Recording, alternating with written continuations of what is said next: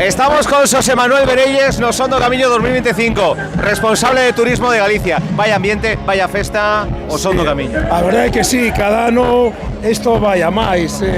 Outro sold out, 42.000 personas cada día, isto é impresionante, é un ambientazo tremendo. A música, a cultura como reclamo turístico.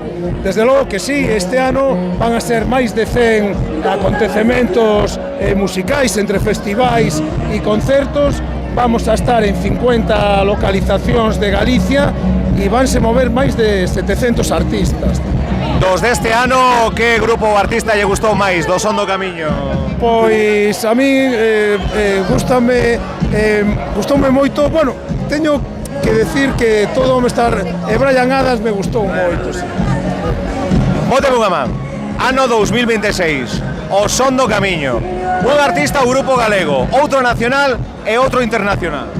A ver, un artista galego, pois... Carlos Ares, por exemplo. Un nacional. Me gustaría que se volvese a unir Radio Futura, pero creo que eso vai ser imposible. É un internacional, hai que traer a Coldplay. Hai que traer a Coldplay. Radio Futura, ide por xuntando que tedes unha cita aquí o ano que ven, e Carlos Ares de Coruña, espectacular. A disfrutar.